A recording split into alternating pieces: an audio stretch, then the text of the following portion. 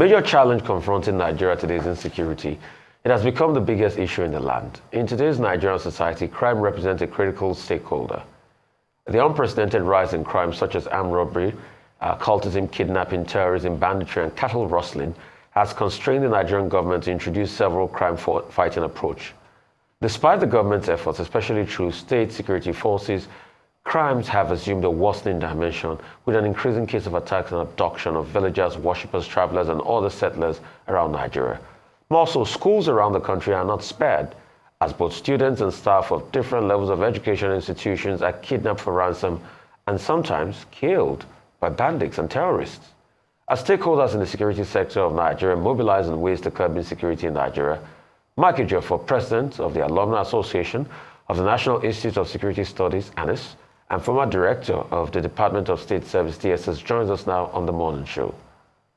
Great to have you, Oga Maiko, as I fondly call you. Good to see you again, sir.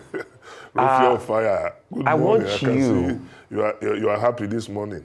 Good to see you. Having you, sir. I want you to help me make sense of this kidnapping of a top person in the fold of the APC, in the secretariat, the APC secretariat in Abuja. And now they said his family has been contacted. There's a 350 million naira ransom. It has become a case where the way these kidnappers call huge amounts of money na water for these kidnappers. And it's a sad reality. That's what our nation has become. What's your take on this? Well, it's quite unfortunate. Kidnapping has now become a franchise. It's the quickest way to make money. And nobody is exempt from kidnapping, be you religious leader, politicians, community leaders, top government functionaries, the legislators, everybody. Nobody is exempt from the kidnap, and it's quite unfortunate. I think the reason why it's on the rise is because people have turned it to money-making venture.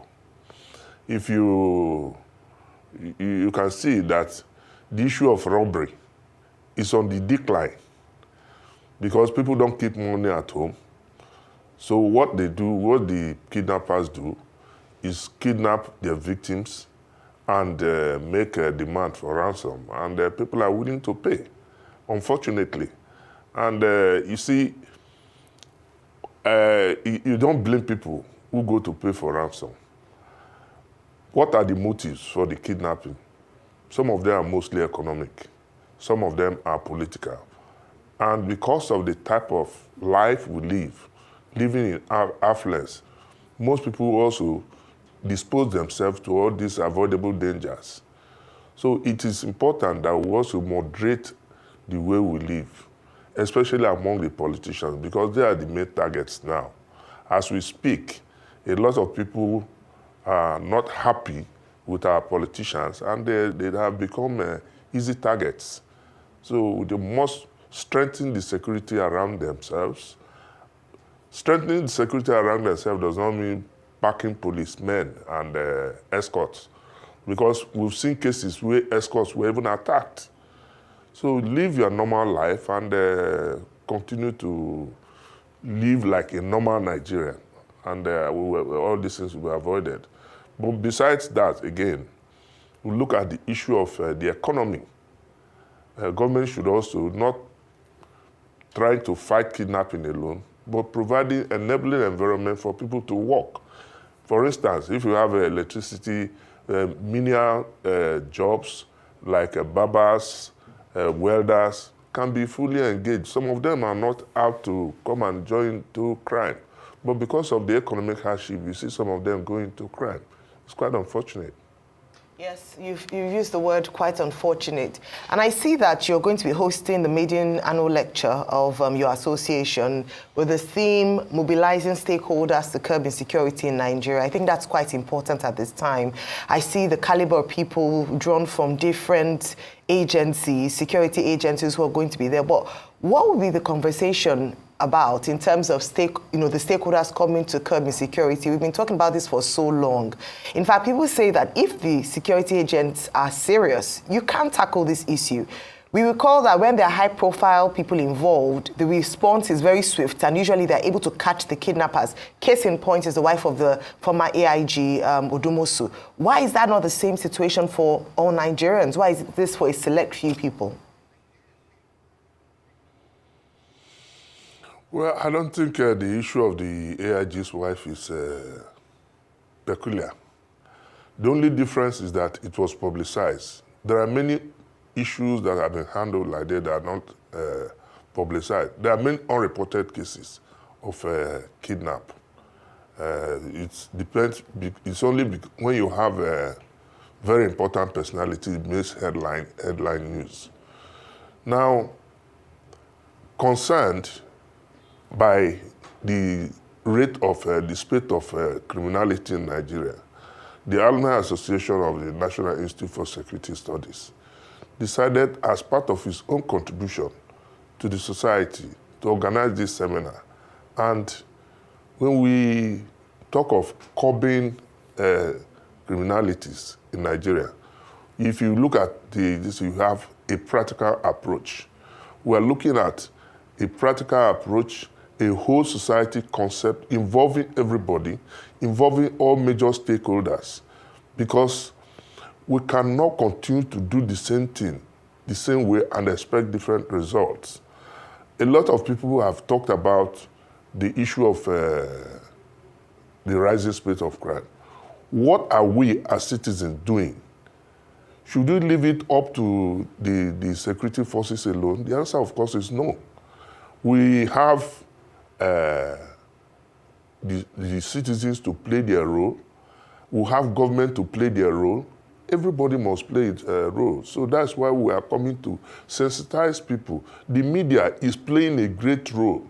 Arise, for instance, have been very, very consistent in its campaign against criminality and other stations. So we want to get everybody involved. Don't also forget that this association is made up of practicing, retired, and serving personnel of the military, the security, intelligence, regulatory, and strategic agencies of government, who have among us retired and serving personnel. So this is our own way of contributing to ensure that we have a safe Nigeria. And like you see, if you've seen the invitation, we have also invited Arise to the program. The Chief of Defense Staff is going to be the chairman of the occasion. You have the National Security Advisor as the special guest of honor. The DGNIA is one of the special guests. The Controller General Immigration is one of the special guests. While the DGSSS, even though he has not been, since assumption of office, has not been forthcoming in terms of public awareness, he's going to host us because the school was founded by the State Security Service before it was now made a National Intelligence Institute, now owned by the three agencies, the NIA, the SSS, and the DS. So you see that we have enormous responsibilities. And this is our maiden lecture. We continue to enlighten people on their responsibilities to government and government responsibility to the people. We have always been talking about kinetic and non-kinetic approaches to solving some of these problems. On the kinetic, we have made a lot of efforts, but it has not given us the required results. So we need to also look at other alternatives of government, looking at changing the narrative, creating employment, making the environment, enabling environment for people to work in, and thereby reducing crime. So we are going to continue with this campaign in various fora to ensure that Nigeria is safe. Thank you for that. And as you talk about, the various initiatives that have been taken on over time, one thing that is noticeably slowing down in its, shall we say, in conversation is the talk of state police. I say this because I see that Anambra State have passed the Anambra State Homeland Security Law, and they've created their own state vigilante, and that's amidst rising levels of crime. You look at what happened with Justice Azuka and that murder and the questions that are yet to be answered around that. So just two questions for you, sir, off of this background. Number one, as the state policing conversation, has it come to an end? Have we lost the vigor and the excitement that we had about that? And then secondly, with regards to the situation happening in the East, states like Anambra and all of that, what's the way forward? Because we tend to focus on a lot of other areas, but sometimes we forget that there is rising insecurity there as well. Yeah, thank you for that very interesting question. I am also perplexed. I don't know why government has not taken the initiative. You recall that some time ago, a few months ago, the 36 state governors came up backing the creation of state police. And since after that, and we've not had anything, I expected that a bill should have been sent to the National Assembly and to make laws, contacting all the states to ensure that we get buy-in into this creation of state police. I've said this in times without number, even though some of my friends disagree with me that they don't, that the state police will be abused. The advantages of state police far outweigh its disadvantages. I'll give you an example. If you have state police, the strength, the staff of the state police will be drawn from the local environment. Our political problems, security challenges are local. So the people know the environment. They can move into the forest, unlike where you have the federal police operating in a different cultural, religious background, where the confidence of the people are not there. So these are challenges. And people who argue that the state police will be abused, and I ask, the federal police as constituted now, don't they abuse the rights of people? If the state police, for instance, abuses your rights, you go and enforce your rights in the court. I don't think we should throw the baby with the bathwater. We should give it a try. That is one way, one sure way of trying to solve these problems. Then you come to Anambra, for instance. Anambra is just a recent development. If you look at Amoteku in Southwest, for instance, the effectiveness of Amoteku in Ondo State, for instance, has given an inkling or an insight of what will happen if we have a state police.